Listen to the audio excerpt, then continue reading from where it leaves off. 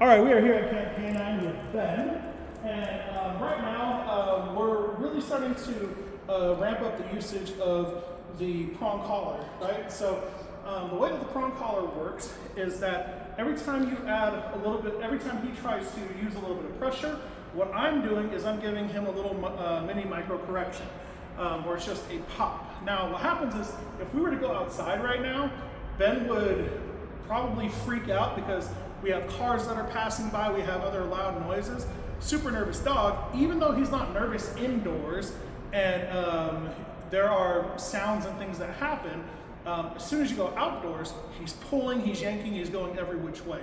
So what I want to do is I want to slowly build that up. Slowly build where we can finally get him outside, but if he's always freaking out to the point where he's always at the end of the leash for the prong collar, it renders the prong collar ineffective. So what I have in here is a way to give him slight corrections and to tell him and to show him that there's a very specific thing that you have to do in order to turn off that, you know, that prong pinch correction. And right now I have set up some of these cones, and all I want to show him is that you have to follow me. And if you're not close enough to me, or if you are trying to duck and dodge and go around, you're going to get a correction. Regardless if you hear something that spooks you, regardless if there's nothing there, if I need to turn and you create pressure in my hand by pulling on me, I'm going to give you a correction. So I'm trying to show him that the corrections are going to happen regardless if there's something that is to be afraid of or not. He has to understand that once the pressure has been created, that in order to turn it off, he has to follow me, and which will lead to this being loose. So right now, he's a little scared. There is construction going on the backside of the building. Somebody's using a power saw, and he can hear that, and it's making him a little uncomfortable.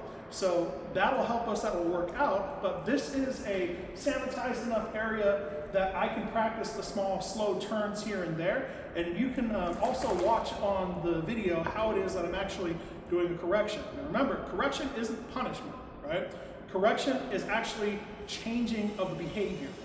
So I'm not doing this to punish him. I'm showing him that if you follow me, there will be no discomfort. But if you don't follow me, you need to come this way, or else there will be discomfort. So, so this room right here, this gives me enough of a setup where there's a lot less of the distractions, where I can show him and teach him how to make these turns. The turns, if he's not right next to me when we take them, will end up giving him a correction because we're not at the because he's not close enough to me that when I do make a turn, that he ends up pulling, right? So it'll be a very slight tug, but what I want you to notice is just because it's a short leash doesn't mean that it's a tight leash. So I want to keep this as loose as possible as we're walking. Come on, Ben. So it's loose.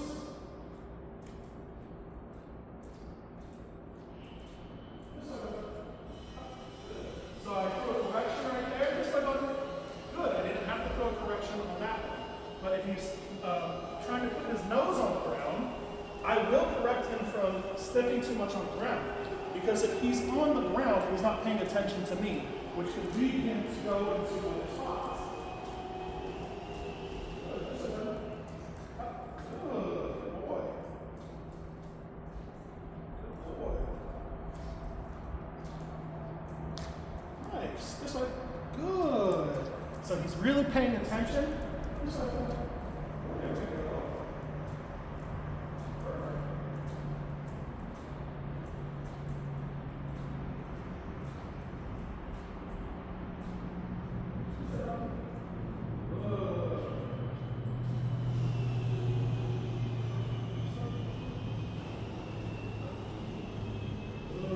So I'm taking him a little bit closer to the sound on that side of the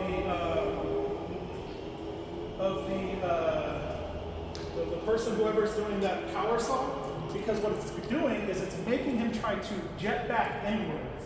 And when he does that, it creates pressure. So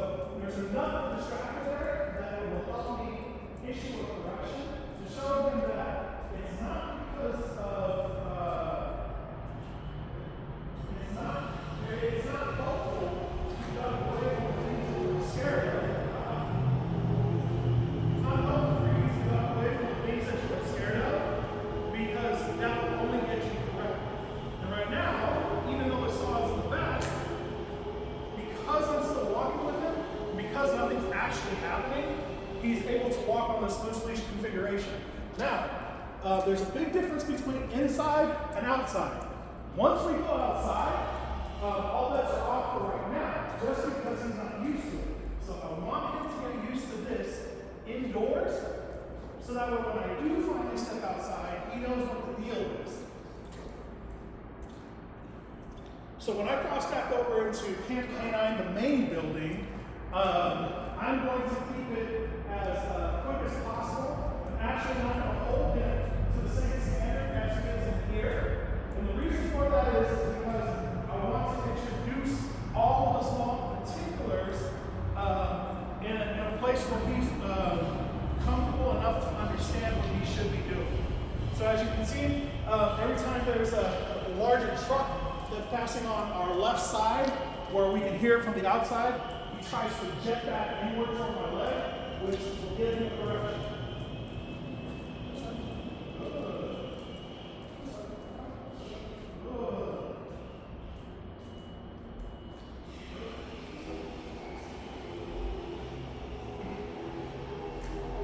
So we will continue to practice this throughout this time that he's here. And when you guys come in, this will be part of the practice that I'll have with you. Which will be practicing indoors. We'll slowly work him up to the point where he is able to get more and more used to walking like this. And then we will start to push him more and more outdoors, so that way the things that he's in, the place that he is in is comfortable enough that he can learn how to do these certain things. However, we want to keep pushing him more and more and more, so that way when he's outside in the real world, he's not always ducking and dodging. He does well enough on the prong collar. However, he's a very stubborn dog, and the idea of the prong collar isn't to be consistently just checking him every single time. So I want him to understand what this thing is used for, and once he understands that, then we can start applying it in more real world situations. But he has to get a feel for it first. And we will see you on the next video.